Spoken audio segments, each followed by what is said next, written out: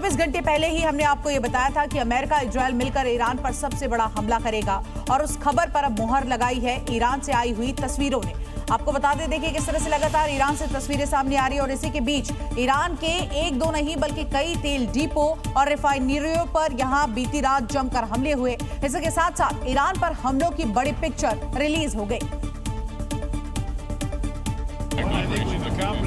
क्योंकि खुद ट्रंप ने कहा था कि शनिवार की रात ईरान के लिए कयामत की रात होने वाली है और बयान के बाद ईरान पर कहर बरपने लगा। यूएस और इजरायली हमलों का टारगेट ईरान की लाइफलाइन माने जाने वाले तेल डिपो और ऊर्जा बुनियादी ढांचे बन गए और उसके बाद क्या मंजर था वो इन तस्वीरों से समझा जा सकता है।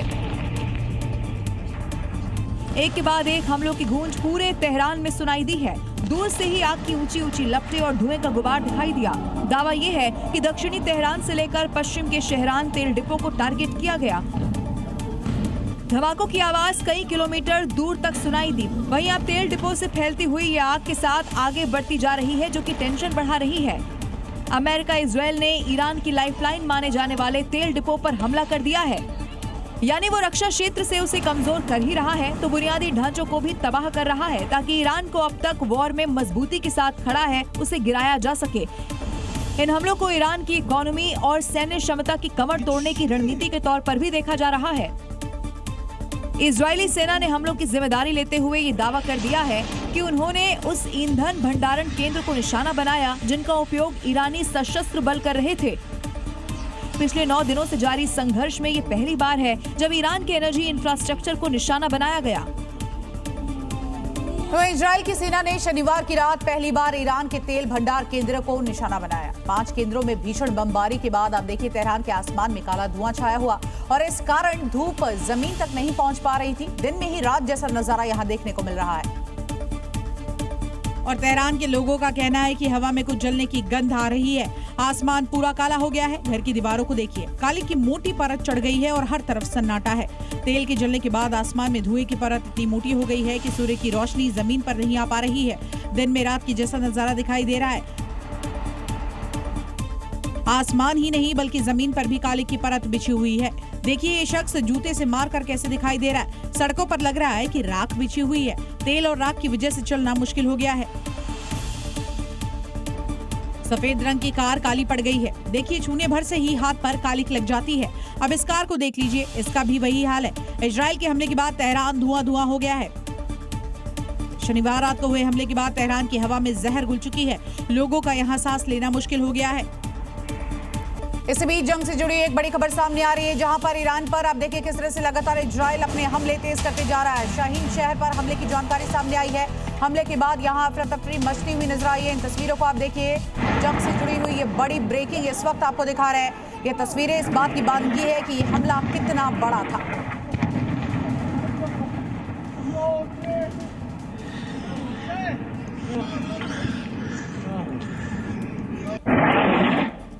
तो ये मिडिल ईस्ट में तनाव चरम पर पहुंचने के साथ ही ईरान एक बड़े राजनीतिक और सैन्य संकट के मुहाने पर आ खड़ा हुआ है। Supreme leader Ayatollah Ali Khamenei जो है, उनकी मौत के बाद अब देखिए नए सुप्रीम लीडर के चुने जाने की प्रक्रिया जारी है। हालांकि अमेरिका और इजराइल ने ईरान को अब तक की सबसे बड़ी चेतावनी दी है और कहा है कि जो सुप्रीम लीडर बनेगा वो उसके निशाने पर होगा।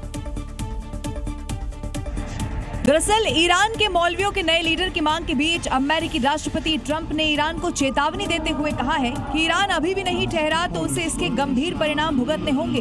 ईरान में कई जाने माने मौलवियों ने यूएस इजरायली हमलों में अयातुल्ला अली खामेनेई की हत्या के 1 हफ्ते के बाद नए सुप्रीम लीडर के जल्द चुनाव की मांग कर दी है, ताकि मुश्किल हालात का डटकर सामना किया जा सके।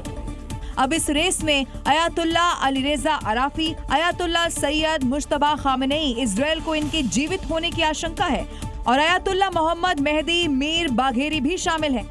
के अलावा और भी कई नाम चर्चा में हैं।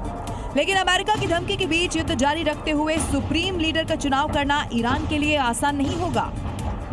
तो अमेरिका इजराइल से युद्ध के बीच ईरान खाड़ी देशों पर हमला कर रहा है। इसे लेकर 24 घंटे पहले ईरानी राष्ट्रपति पजिश्कियन ने माफी मांगी थी, लेकिन अब देखिए उनकी ये माफी पड़ोसी देशों पर किस तरह से भारी पड़ रही है, क्योंकि ईरान अभी भी उन देशों पर लगातार हमले कर रहा है। जिसके बाद ईरान की ओर से आए ड्रोन और मिसाइलों को सऊदी अरब, कुवैत और यूएई में इंटरसेप्ट किया गया, यानी कि पेजेश्कियन की वो माफी सिर्फ एक धोखा था। हालांकि ईरानी प्रेसिडेंट का कहना है कि वो सिर्फ उन देशों में मौजूद अमेरिका के सैन्य बेस पर हमला कर रहा है, लेकिन तस्वीरें कुछ और ही गवाही दे रही है, क्योंकि चाहे बात बहरीन की हो या फिर कुवैत की या फिर इरबिल की, ईरानी ड्रोन और मिसाइलें तबाही मचाए हुए हैं। लगातार हो रहे हमलों के बाद अब देखिए अरब देशों ने भी ईरान को आंखें दिखाना शुरू कर दिया है और दावा है कि वो ईरान को चेतावनी दे रहे हैं कि उन पर हमला रोक दिया जाए। हालांकि ईरानी प्रेसिडेंट ने एक बार फिर से कहा है कि वो पड़ोसी देशों पर हमला नहीं कर रहा है, बल्कि इजरायल अमेरिका धोखे से अरब देशों को एक दूसरे के खिलाफ खड़े कर रहे हैं। क्या सच है क्या झूठ, ये अपने अपने दावे हैं, लेकिन ये जंग अब मिडिल ईस्ट में तेजी से फैल रही है। और देखिए ईरान युद्ध के 9वें दिन हो गए हैं, घातक हथियारों से यहाँ बमबारी हो रही है, दोनों ओर से ताबड़तोड़। आप देखिए किस तरह से लगातार हथियार छोड़े जा रहे हैं। अमेरिका इजरायल का बड़ा दावा है कि ईरान घुटनों पर आ गया है, पूरी तरह से तबाह हो गया है, लेकिन ईरान का कहना है कि वो झुकेगा नहीं, खून की आखिरी बूंद तक ये लड़ाई जारी रहेगी। और वो अमेरिका इजरायल की धमकियों से डरने वाला नहीं है। ईरानी सेना का कहना है कि जब तक अमेरिका मिडिल ईस्ट से चला नहीं जाएगा तब तक जंग जारी रहेगी। इस युद्ध में ट्रंप अपनी वाहवाही खूब कर रहे हैं। दावा तो ईरान की नेवी और एयरफोर्स को पूरी तरह से तबाह करने का कर रहे हैं, लेकिन ईरानी रिवॉल्यूशनरी गार्ड्स का कहना है कि अभी तक उसके तरकश में एक से बढ़कर एक तीर है। वो 6 महीने तक इस युद्ध में टिका रहेगा। मतलब साफ है कि अब इस युद्ध का अंत तुरंत नहीं दिख रहा है। ईरान न सरेंडर करेगा न युद्ध में पीठ दिखाएगा। अमेरिका इजरायल को मुंहतोड़ जवाब देगा। और जंग से जुड़ी एक और बड़ी खबर सामने आ रही है, जहां पर ईरान ने इजरायल पर ड्रोन से अटैक किया है। ये बड़ी जानकारी सामने आ रही है, क्योंकि देखिए लगातार इस जंग में किस तरह से ड्रोन से अटैक किया जा रहा है। इजरायल ने ड्रोन बरसाए हैं और गोलियां यहां पर नजर आ रही है। हेलीकॉप्टर से ड्रोन पर चलाई गई गोलियां, इन तस्वीरों को आप देखिए, ये तस्वीरें डराती हैं।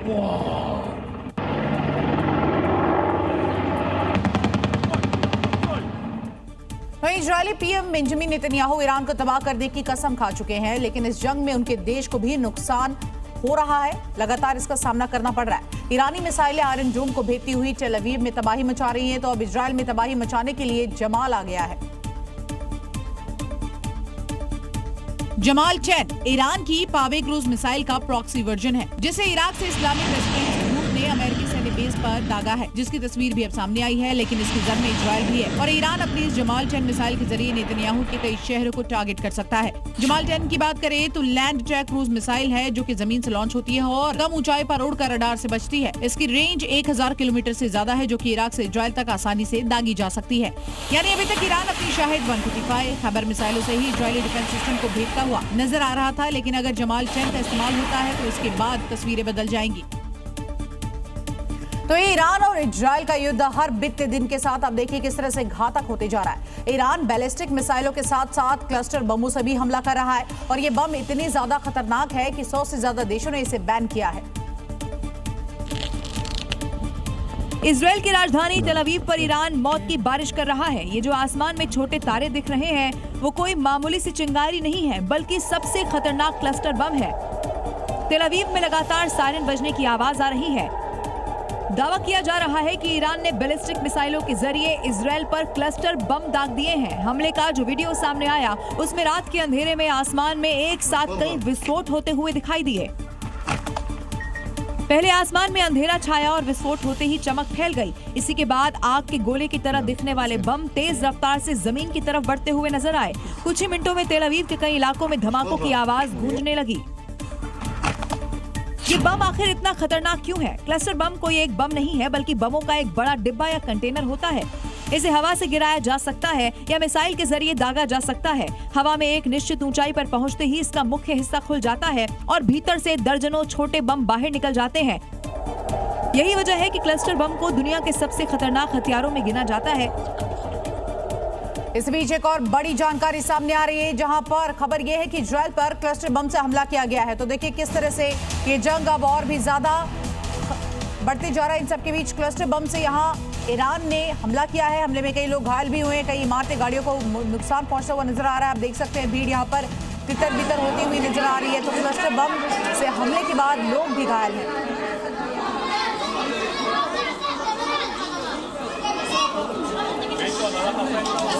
तो ईरान के एटमी ठिकानों को पूरी तरह से तबाह करने के लिए अमेरिका ने ऑपरेशन फ्यूरी चलाया, तो वहीं अब ट्रंप ने ये पूरी तरह से सुनिश्चित किया है। वो ये भी कहना चाहते हैं कि उनकी बम वर्षा में ईरान के परमाणु प्रोग्राम पूरी तरह से तबाह हुए कि नहीं। इसकी मकसद से ट्रंप अब एक बड़े प्लान पर काम कर रहे हैं। दरअसल डोनाल्ड ट्रंप का प्लान ईरान के तबाह हुए एटमी ठिकानों पर न्यूक्लियर एक्सपर्ट टीम भेजने का है, जहां वो न्यूक्लियर मटेरियल को पूरी तरह से निष्क्रिय कर सके, क्योंकि ट्रंप को अंदेशा है कि जून 2025 में चलाए गए उनके सैन्य ऑपरेशन मिडनाइट हैमर में तबाह हुए परमाणु ठिकानों से ईरान यूरेनियम बरामद कर सकता है। अब इसीलिए अमेरिका ईरानी एटमी ठिकाने की पूरी तरह से निगरानी कर रहा है। उधर अमेरिकी खुफिया रिपोर्ट के मुताबिक इस्फहान में ईरानी एटमी ठिकानों पर यूरेनियम का भंडार मलबे के नीचे दबा हुआ है, जिसे निकाल पाना कठिन हो गया है। इसीलिए ट्रंप नहीं चाहते कि ईरान एक बार फिर से वो यूरेनियम पाने में कामयाब हो जाए। इसीलिए ट्रंप ऑपरेशन एपिक फ्यूरी चलाकर पूरी तरह से तसल्ली करना चाहते हैं कि ईरान की एटमी ताकत वो मिट्टी में मिला चुके हैं। पिछले साल जून में अमेरिका ने ईरान के एटमी ठिकानों नातान्ज, फोर्डो और इस्फहान पर B-2 बॉम्बर से तबाही मचाई थी और दावा किया था कि इस ऑपरेशन में ईरान के परमाणु कार्यक्रमों को पूरी तरह से तबाह कर दिया है। तो अमेरिका ने ब्रिटेन के मिलिट्री एयरबेस पर अपना B-1 बॉम्बर विमान उतार दिया और हाल ही में यूके के पीएम स्टारमर ने अमेरिका का अपना सैन्य बेस इस्तेमाल करने से उन्होंने मना किया था, जिसके बाद आप देखिए किस तरह से राष्ट्रपति डोनाल्ड ट्रंप के साथ मतभेद पैदा हो गया। हालांकि फिर बाद में उन्होंने सैन्य बेस के इस्तेमाल की इजाजत भी दे दी है,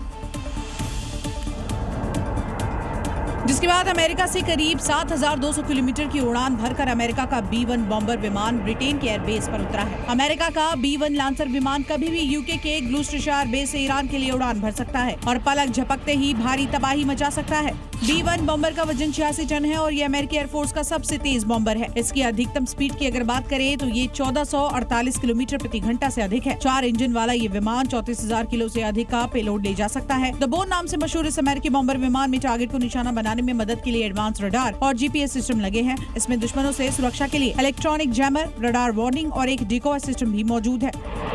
मतलब पूरा साफ है कि युद्ध अगर लंबा चला तो आने वाले दिनों में और भी घातक वार होंगे, क्योंकि अमेरिका अब अपने उन हथियारों को निकाल रहा है जिनका अब तक कभी इस्तेमाल नहीं हुआ है। और इससे बीच एक और बड़ी खबर सामने आ रही है, जहां पर ईरान के निशाने पर इजराइल के कई शहर है। ये बड़ी जानकारी सामने आई है। जंग से जुड़ी हुई ईरान ने रॉकेट से यहां अटैक किया है और हमले में इमारत को भारी नुकसान पहुंचता हुआ नजर आया है। इन तस्वीरों को आप देखिए। हमले के बाद पूरे इलाके में किस तरह से अफरा तफरी का माहौल है। ईरान ने रॉकेट अटैक किया है, इजराइल को लगातार यहां पर निशाना बनाता हुआ नजर आ रहा है। तो अमेरिका इजराइल से युद्ध के बीच ईरान में तबाही का एक नया चैप्टर शुरू होने वाला है। अभी तक आसमानी हमलों और समंदर में हमले हो रहे थे, लेकिन अब यूएस इजराइल ग्राउंड ऑपरेशन शुरू करने की तैयारी में है। लेकिन ईरान भी हमलों का जवाब देने के लिए पूरी तरह से तैयार है।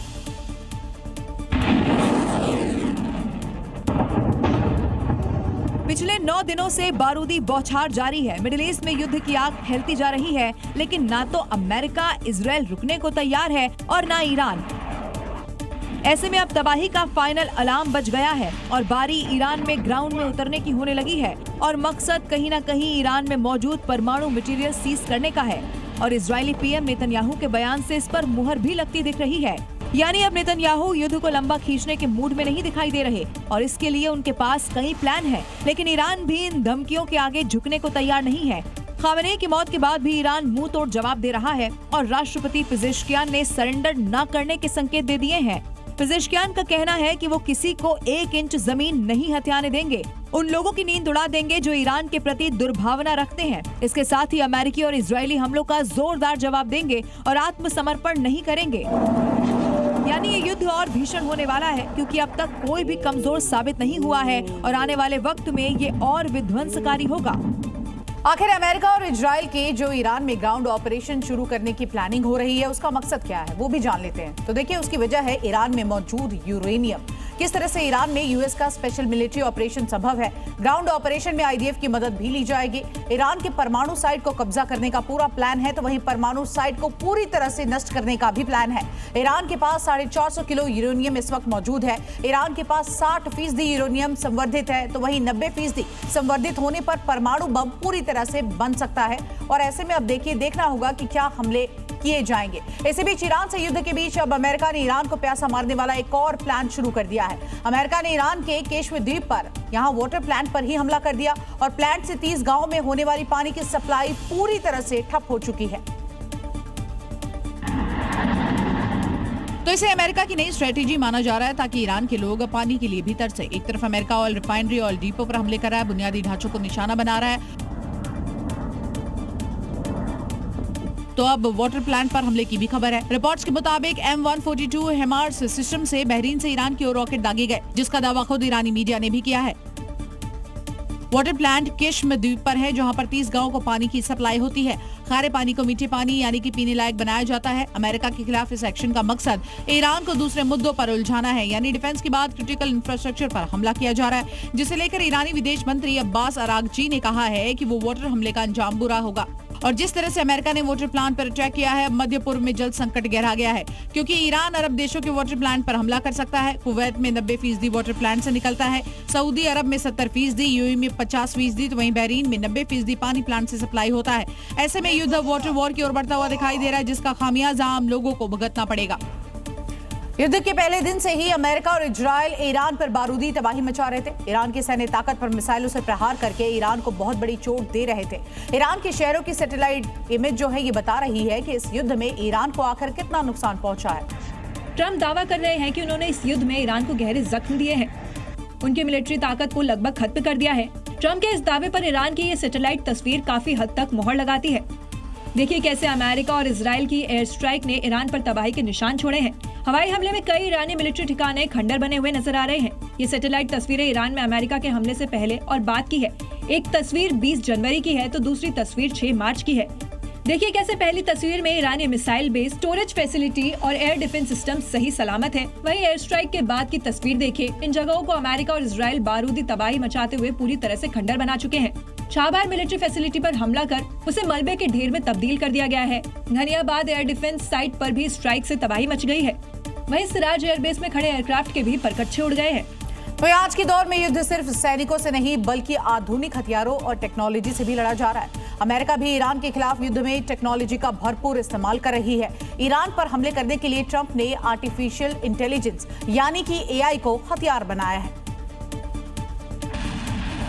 अमेरिका और उसके सहयोगी इजराइल ने सिर्फ 24 घंटे में करीब 1000 ठिकानों को टारगेट कर दिया है। इन हमलों की सटीकता AI की मदद से मुमकिन हुई। इस ऑपरेशन में क्लॉड नाम का एक AI मॉडल इस्तेमाल किया गया, जिसे एक अमेरिकी कंपनी ने ही बनाया है। इस AI की मदद से सेना के लिए टारगेट ढूंढने से लेकर हमला करने तक की पूरी प्रक्रिया तेज हो जाती है। इस प्रक्रिया को सैन्य भाषा में किल चेन कहा जाता है। बताया जा रहा है कि इसी AI तकनीक का इस्तेमाल अमेरिकी सेना ने जनवरी में वेनेजुएला के राष्ट्रपति निकोलस मादुरो को पकड़ने के ऑपरेशन में भी किया था। चलिए आपको बताते हैं युद्ध में AI सिस्टम कैसे काम करता है। ये सिस्टम सेना को संभावित टारगेट्स की पूरी लिस्ट दे देता है, टारगेट की सटीक जगह की भी जानकारी देता है। सिस्टम ये भी सुझाव देता है कि किस लक्ष्य पर कौन सा हथियार इस्तेमाल करना बेहतर रहेगा। AI सिस्टम की स्पीड कई बार इंसानी सोच से भी तेज हो जाती है। जिन हमलों की योजना बनाने और उन्हें अंजाम देने में कई दिन या हफ्ते लग जाते हैं, लेकिन उसे AI की मदद से तेजी से किया जा सकता है। अमेरिकी राष्ट्रपति डोनाल्ड ट्रंप का दावा है कि ईरान की नेवी और आर्मी को खत्म कर दिया गया है, लेकिन उनके बयान के उलट ईरान एक के बाद एक अपने ब्रह्मास्त्र निकाल रहा है और अब उसने अमेरिका इजराइल पर फतह करने वाली वार्निंग भी दे दी है। चेतावनी एक वीडियो के जरिए दी है, जिसमें ईरान ने अपनी ताकत का नमूना दिखाया है। ईरान ने एक मिसाइल का लॉन्च करते हुए वीडियो जारी किया है, जिसके कैप्शन में लिखा है, जल्द अच्छी खबर सुनने मिलेगी। वीडियो में इसके अलावा कोई जानकारी नहीं दी गई, लेकिन जब मिसाइलों पर लिखे कोड को डिकोड किया गया तो खुलासा हुआ कि वो ईरान की फतह 2 मिसाइल है।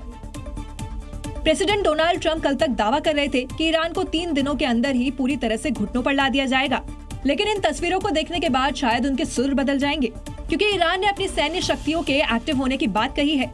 यानी जंग अभी लंबी खींचेगी, क्योंकि ईरान झुकने वाला नहीं है और इस वीडियो के जरिए उसने बता दिया है। और इस वक्त एक और बड़ी खबर आपको बता दें, दक्षिणी लेबनान में इजराइल का बड़ा हमला देखा गया है। तो देखिए किस तरह से एक के बाद एक IDF यहाँ पर हमले कर रहा है, हिजबुल्लाह के ठिकानों को निशाना बना रहा है। और जानकारी ये कि हमले में कई इमारतें पूरी तरह से तबाह हो चुकी हैं। हमले के बाद इलाके में अफरा तफरी का माहौल है। इन तस्वीरों को आप देखिए।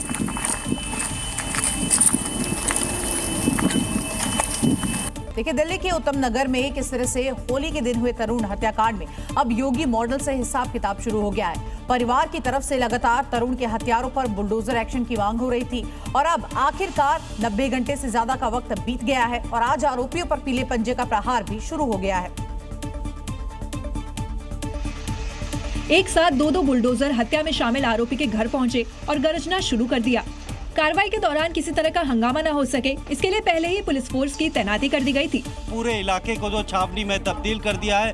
तमाम पैरामिलिट्री फोर्स और दिल्ली पुलिस के जवान जो है यहाँ पर बुलडोजर लेके एमसीडी के साथ पहुँचे थे। नीचे का ढांचा बुलडोजर से हटाने के साथ ही ऊपर की मंजिलों पर हथौड़े से प्रहार किया गया। हर प्रहार के साथ मलबा नीचे गिर रहा था और उसी के साथ ही आरोपियों के गुनाहों का हिसाब भी। परिवार ने बुलडोजर एक्शन के साथ एनकाउंटर की भी मांग की थी, जिसमें बुलडोजर एक्शन तो हो गया, लेकिन अब भी वो आरोपियों का बुलेट वाला ट्रीटमेंट मांग रहे हैं। वो घर तोड़े चाहे कुछ भी तोड़े, हमें केवल संतुष्टि मिलेगी इनकाउंटर से। मामले में नाबालिग समेत 7 आरोपियों को गिरफ्तार कर लिया गया है। वहीं 2 फरार आरोपियों की तलाश की जा रही है और अब बुलडोजर मॉडल के साथ बुलेट ट्रीटमेंट भी दिल्ली में दिख सकता है। राष्ट्रपति को प्रोटोकॉल न देना ममता सरकार को भारी पड़ने वाला है, क्योंकि एक तरफ ममता बनर्जी बीजेपी के निशाने पर है, तो वहीं दूसरी ओर अब देखिए किस तरह से गृह मंत्रालय ने मामले पर जवाब तलब किया है। तो क्या राष्ट्रपति को राजनीति में लाकर फंस गई है ममता, या फिर बीजेपी प्रोटोकॉल को मुद्दा बनाकर सियासी मौका ढूंढ रही है? लेकिन केंद्र सरकार ने राष्ट्रपति के कार्यक्रम में लापरवाही को गंभीरता से लेते हुए केंद्रीय गृह मंत्रालय ने पूरे मामले पर राज्य सरकार से अब विस्तृत रिपोर्ट मांगी है। बंगाल के मुख्य सचिव से आज शाम तक इस मामले में पूरी जानकारी देने के लिए कहा गया है। राष्ट्रपति के दौरे के दौरान किए गए प्रोटोकॉल, कार्यक्रम स्थल, यात्रा मार्ग और अन्य व्यवस्थाओं से जुड़े सभी पहलुओं पर जवाब मांगा गया है। इस विवाद को बढ़ता हुआ देख और खुद की सरकार को कटघरे में देखकर ममता ने बीजेपी और केंद्र सरकार पर पलटवार किया और कहा कि सिलीगुड़ी में आयोजित कार्यक्रम किसी सरकारी आयोजन का हिस्सा नहीं था। Number 1 chair in this country was the President of India. Don't play politics. Don't play politics at the time of election as per BJP advice. भले ही ममता प्रेसिडेंट पर राजनीति करने का आरोप लगा रही हो, लेकिन अगर कार्यक्रम स्थल पर उनकी सरकार और अधिकारी प्रोटोकॉल पालन करते तो बीजेपी को राजनीति करने का मौका नहीं मिलता। टीएमसी की एक गंदी राजनीति और सत्ता का अहंकार बहुत ही जल्द चूर चूर होकर रहेगा। अब देखना ये होगा कि राष्ट्रपति को मोहरा बनाकर बीजेपी को बंगाल में इस पूरे मुद्दे से आखिर कितना फायदा मिलता है। और खबर अब बिहार से है, जहां पर आज नीतीश कुमार के बेटे निशांत कुमार आधिकारिक तौर पर जेडीयू में शामिल हो गए। पटना के जेडीयू कार्यालय में पार्टी के राष्ट्रीय कार्यकारी अध्यक्ष संजय झा ने निशांत को यहां पार्टी की सदस्यता दिलाई। इस दौरान कार्यकर्ता जिंदाबाद के नारे लगाते रहे। देखिए, संजय झा ने निशांत के हाथ में पार्टी की सदस्यता की पर्ची सौंपी। उसके बाद निशांत को जेडीयू की टोपी पहनाई। उसके बाद पार्टी के वरिष्ठ नेता और पूर्व राष्ट्रीय अध्यक्ष लल्लन सिंह ने निशांत के गले में जेडीयू का गमछा उड़ाया। निशांत ने भी पैर छूकर बड़ों का आशीर्वाद लिया। इस दौरान एक मजेदार वाक्य हुआ। निशांत के जेडीयू ज्वाइन करते ही कार्यकर्ता जोश से भर गए, नारे लगाने लगे। तभी संजय झा ने इशारा किया, हाथ जोड़ा। उसके बाद निशांत ने हाथ जोड़कर कार्यकर्ताओं का अभिवादन स्वीकार किया। जेडीयू की सदस्यता ग्रहण करने के दौरान निशांत पजामा कुर्ता और हवाई चप्पल पहने नजर आए। सदस्यता ग्रहण करने के बाद निशांत ने कहा कि वो पार्टी और जनता की उम्मीदों पर खड़ा उतरने की कोशिश करेंगे। जो भी जिम्मेदारी मिली है, पार्टी के विश्वास किया है, पार्टी ने, जनता ने, उस पर खड़ा उतरने को। कहा जाए तो बिहार जेडीयू में आज से निशांत युग का शुभारंभ हो गया है। अब देखना होगा कि क्या निशांत भी पिता नीतीश की तरह कामयाब हो पाते हैं। महाशिवरात्रि पर बुर्का पहनकर कावड़ लाने वाली संभल की मुस्लिम महिला तमन्ना मलिक को कट्टरपंथियों की तरफ से लगातार जान से मारने की धमकी मिल रही है। उनका हाल ही में यूट्यूबर सलीम वास्तविक के जैसा पूरी तरह से मौत की धमकी दी जा रही है। एक रिपोर्ट आपको दिखाते हैं। महाशिवरात्रि पर कंधे पर कावड़ लाने वाली यूपी के संभल की वही तमन्ना मलिक है जो अपनी शिव भक्ति के लिए कट्टरपंथियों के टारगेट पर है। इन्हें धमकी दी जा रही है कि इनका हाल भी एक्स मुस्लिम सलीम वास्तविक की तरह करेंगे। जब से सलीम वास्तविक भाई साहब के साथ ये हादसा हुआ है, उसके बाद से लोग भेज रहे हैं फेसबुक पे, इंस्टा पे, क्या जैसे इनका हाल किया है ऐसे ही आपका करेंगे। हालांकि इन्हें धमकी देने वाले कट्टरपंथी ये भूल गए हैं कि सलीम वास्तविक पर नफरती खंजर मारने वालों का योगी फोर्स ने क्या हाल किया था। सलीम वास्तविक पर जानलेवा हमला करने वाले दोनों आरोपियों का यमराज का टिकट काटा जा चुका है। अगर शिवभक्त तमन्ना मलिक को कट्टरपंथी हाथ भी लगाते हैं तो उनका सीएम योगी ऐसा हश्र करेंगे कि उनकी आने वाली 7 पुश्तें भी याद रखेंगी। कानून तोड़ करके कोई जन्नत जाने का सपना देख रहा है तो सपना उसका कभी पूरा नहीं होने वाला है। धमकी देने वालों को सलीम पर हमला करने वालों का अंजाम देख लेना चाहिए। शंकराचार्य अविमुक्तेश्वरानंद पर एफआईआर कराने वाले आशुतोष ब्रह्मचारी महाराज पर जानलेवा हमला हुआ है। उनका दावा है कि चलती ट्रेन में एक व्यक्ति ने धारदार हथियार से उन पर अटैक किया। आशुतोष ब्रह्मचारी ने इस हमले के पीछे अब सीधे तौर पर अविमुक्तेश्वरानंद की साजिश में होने का आरोप लगाया है। आशुतोष ब्रह्मचारी महाराज पर हमला उस वक्त हुआ जब वो प्रयागराज जा रही रीवा एक्सप्रेस ट्रेन में थे। हमलावर ने धारदार हथियार से उनके नाक पर वार किया। उन्होंने ट्रेन के बाथरूम में बंद होकर अपनी जान बचाई। धारदार हथियारों से हमारे पे हमला कर दिया। हमारी नाक काटने का प्रयास किया गया है और हमारे पर हमला किया गया है। बाथरूम में बढ़ के हमने अपनी जान बचाई। वहीं शंकराचार्य विमुक्तेश्वरानंद ने इसे आशुतोष ब्रह्मचारी का ड्रामा बताया है। उनका कहना है कि सुरक्षा पाने के लिए वो ऐसा कर रहे हैं। बाथरूम में जब गए तो ठीक थे, तो बाथरूम से निकलने के बाद उनको किसने मार दिया? ये बनावट है, केवल माहौल बनाने के लिए और सुरक्षा प्राप्त करने के लिए। फिलहाल आशुतोष ब्रह्मचारी महाराज की शिकायत पर पुलिस उस हमलावर की तलाश में जुट गई है जिसने ट्रेन के अंदर उन पर हमला किया था। तो उत्तर प्रदेश के कानपुर से एक हैरान करने वाला मामला सामने आया है, जहां पर एक महिला ने अपनी बेटियों के साथ एक साइंटिस्ट की पिटाई कर दी। महिलाओं का कहना था कि वो खुद को एसपी बताकर उनकी बेटियों का वीडियो बना रहा था, जिसको लेकर महिला और उसकी बेटियों ने सरेआम कार में बैठे फोरेंसिक में तैनात एक सीनियर साइंटिस्ट की जूते चप्पल से पिटाई कर दी। साइंटिस्ट का कॉलर खींचकर उस पर दनादन थप्पड़ बरसाने लगे। महिलाओं से पिट रहे साइंटिस्ट तमाशा देख रहे लोगों से बचाने की गुहार लगाते रहे, लेकिन कोई भी उनकी मदद के लिए आगे नहीं आया। तहसील परिसर में मारपीट होते देख पुलिस महिलाओं को हटाने लगी, लेकिन फिर भी उनका गुस्सा शांत नहीं हुआ। साइंटिस्ट की वो जमकर पिटाई करती रही। पीटते पीटते गाड़ी से बाहर खींच लिया। वहाँ मौजूद पुलिस कर्मियों ने किसी तरह साइंटिस्ट को महिलाओं के गुस्से से बचाया। महिलाओं का आरोप है कि साइंटिस्ट एक जमीन के मामले में पैरवी न करने के लिए धमका रहा था। उधर मारपीट करने पर महिला और उनकी बेटियों पर केस दर्ज कर लिया गया है। और अब खबर गुजरात से, जहां पर आप देखिए सूरत में किस तरह से घटना सामने आई है। यहां पूना रोड इलाके में एक परिवार के पूजा के प्रसाद के साथ 2 लाख रुपए गलती से नहर में बहने की जानकारी मिली, लेकिन गनीमत की बात यह रही कि घटना का पता चलते ही इन लोगों ने तुरंत फायर स्टेशन को इसकी सूचना दी और इसके बाद फायर ब्रिगेड की टीम नहर में उतरकर पैसे खोजने लगी। सफलता भी तुरंत मिल गई। देखिए कैसे फायर ब्रिगेड की टीम पैसों को खोज रही है। थोड़ी कोशिश के बाद उन्हें 500 रुपए के नोटों के 4 बंडल मिले, जिनकी कुल कीमत 2 लाख रुपए थी। अब इस तस्वीर को देखिए, 500 रुपए के 4 बंडल से कैसे फायर ब्रिगेड कर्मी पानी निचोड़ रहे हैं। पैसों को सुखाया जा रहा है। परिवार के सदस्यों ने इस मुश्किल समय में मदद के लिए फायर ब्रिगेड स्टाफ का आभार जताया और उनके काम की तारीफ की। अब इनका ये वीडियो सोशल मीडिया पर वायरल हो रहा है। फायर ब्रिगेड सिर्फ आग लगने पर ही लोगों की मदद नहीं करती। इस वीडियो के वायरल होने के बाद लोगों ने इनके इस पक्ष को भी जाना कि कैसे वो इस तरह के मामलों में भी लोगों की मदद करते हैं। वहीं कर्नाटक के बेंगलुरु में नेशनल हाईवे पर एक कंटेनर ही पलट गया। ओवरटेक करने की कोशिश में यह खौफनाक हादसा हुआ, लेकिन इस दौरान एक कार इसकी चपेट में आने से बाल बाल बचती हुई नजर आई, वरना बड़ा हादसा हो सकता था। हादसा हाईवे पर लगे सीसीटीवी में कैद हो गया। वीडियो में देखिए, हाईवे पर 2 कंटेनर आ रहे हैं। उनमें से एक कंटेनर ओवरटेक करने की कोशिश करने लगता है, लेकिन ड्राइवर ओवरटेक के दौरान कंटेनर से नियंत्रण खो देता है और सड़क से उतरकर ढाबे के पास पलट जाता है। पलटते ही वो घिसटता हुआ आगे जाने लगता है, जहां एक कार खड़ी हुई दिखाई दे रही है, लेकिन गनीमत रही कि कंटेनर कार पर नहीं गिरा। हादसे के बाद धूल का गुबार उठा और थोड़ी देर के लिए कार धूल में छिप गई। हादसे में कार सवार की बाल बाल जान बच गई है। हादसे के बाद वहां लोगों की भीड़ इकट्ठा हो गई। लोगों ने कंटेनर से ड्राइवर और क्लीनर को बाहर निकाला और अस्पताल में भर्ती कराया। टेल अवीव पर ईरान का बहुत बड़ा हमला। तो देखिए, ईरान ने एक बार फिर से इजराइल को अपना निशाना बनाया है। जानकारी सामने आ रही है, हमले में कई इमारतों को भारी नुकसान पहुंचा है और बंकरों में लोग शरण लेते हुए नजर आए। टेल अवीव से ये तस्वीर आपके सामने, इजराइल में जिस तरह से ईरान एक के बाद एक हमले कर रहा है और तेज हमले की वजह से पूरा का पूरा इलाका यहाँ दहल उठा है।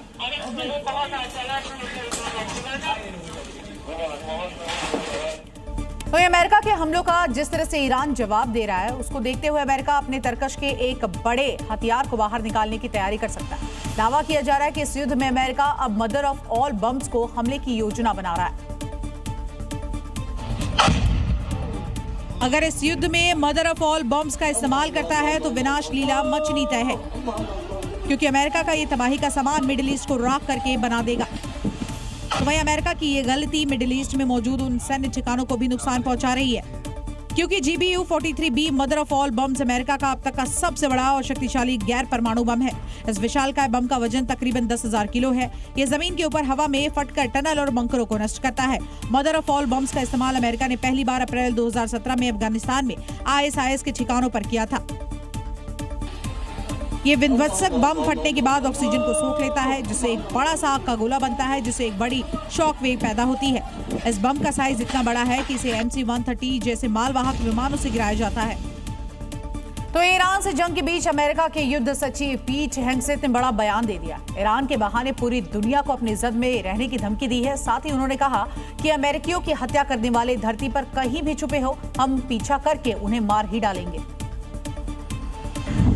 उन्होंने ईरान पर ऑपरेशन एपिक फ्यूरी के तहत अमेरिकी हमलों के बीच पेंटागन की एक प्रेस कॉन्फ्रेंस में ईरान को सख्त चेतावनी जारी की। इसके साथ ही कहा कि अगर आप धरती पर कहीं भी अमेरिकियों को धमकी देते हैं तो हम बिना किसी माफी या झिझक के आपका पीछा करेंगे और आपको मार डालेंगे। हेग्सेथ ने नो अपॉलॉजी, नो हेजिटेशन जैसे शब्दों का इस्तेमाल करके कठोर कार्रवाई का वादा किया, जिसमें ईरान की मिसाइल क्षमता, नौसेना और परमाणु कार्यक्रम को नष्ट करना शामिल है। अपने बयान के दावे के लिए हेग्सेथ ने एक वीडियो भी शेयर किया, जिसमें साफ साफ दिख रहा है कि अमेरिका अपने देश से 10,000 किलोमीटर दूर ईरान में कैसे चुन चुनकर टारगेट को हिट कर रहा है, सैन्य और परमाणु ठिकानों को नष्ट कर रहा है। इस वीडियो के माध्यम से अमेरिका ने उसके खिलाफ बोलने वालों को बड़ी धमकी दे दी है। ईरान का इजरायल और अमेरिका के खिलाफ ऑपरेशन टू प्रॉमिस 4 लगातार जारी है। इसे को लेकर एक और बड़ा खुलासा हुआ है कि ईरान ने खाड़ी देशों में अमेरिका के बेस तबाह करने के लिए सीक्रेट ऑपरेशन भी चलाया था। ईरान अपने दुश्मन अमेरिका पर सीधा हमला तो नहीं कर सकता था, इसलिए उसने खाड़ी देशों में उसके बेस को निशाना बनाया। सब कुछ ऑपरेशन ट्रू प्रॉमिस के तहत हुआ और इस 26वीं वेव का नाम था हैदर करार। इस कोड नेम के तहत ड्रोन और मिसाइलों का जॉइंट ऑपरेशन चलाया गया और अमेरिकी बेस को तबाह कर दिया गया। हैदर करार ऑपरेशन ने कैसे तबाही मचाई? ड्रोन और बैलिस्टिक मिसाइल से बड़ा हमला, नई जनरेशन की मिसाइलों का इस्तेमाल, इजराइल के उत्तर से दक्षिण तक टारगेट, अमेरिका के बेस पर भी सीधा हमला। ईरान ने दावा किया कि पहले की वेवों में दुश्मन के रडार सिस्टम तबाह हो चुके हैं, इसलिए अब हमले बहुत सटीक हो गए हैं। सारे मिसाइल निशाने पर लगी। ऑपरेशन की सबसे बड़ी बात कि इसका नाम हैदर करार क्यों रखा गया। हैदर करार एक शिया इस्लामी नारा जो इमाम अली के लिए इस्तेमाल होता है। इसका मतलब है ए शेर जो बार बार हमला करता है। शेर जो बार बार हमला करता है कभी पीछे नहीं हटता। ये नाम सिर्फ कोडवर्ड नहीं, ये ईरान के लिए इमाम अली की याद है, जो जंग में कभी हारे नहीं, दुश्मन पर बार बार टूट पड़ते थे। और देखिए, इजराइल ने ईरान पर अभी तक का सबसे बड़ा घातक हमला किया है और उसने IRGC की बैरक को निशाना बनाया है, जिसने ईरान की सैन्य ताकत काफी नुकसान पहुंचाए जाने की लगातार यहां शंका जताई जा रही है। ईरान के सनंदाज में IRGC की बैरक पर भयानक एयर स्ट्राइक हुई। ये तस्वीरें देखिए, ये वो पल है जब मौत आसमान से बरस रही है। देखिए वो धुआं, वो आग की लपटें। IRGC की मिलिट्री फैसिलिटी पर एक के बाद एक मिसाइलें गिरी। सिर्फ धुआं नहीं, यह है ईरान की सैन्य ताकत पर सीधा वार। इमाम अली बैरक्स, IRGC का अहम ठिकाना, अब धुआं बनकर उड़ रहा है। देखिए ये लपटें, IRGC के इमाम अली बैरक जो कभी ईरान की ताकत का गढ़ था, अब जल रहा है। एक के बाद एक 11 से 12 मिसाइलें, हर ब्लास्ट के साथ जमीन हिल रही है। दुनिया देख रही है, अमेरिका इजराइल का ये ज्वाइंट ऑपरेशन IRGC को निस्तनाबूद कर रहा है।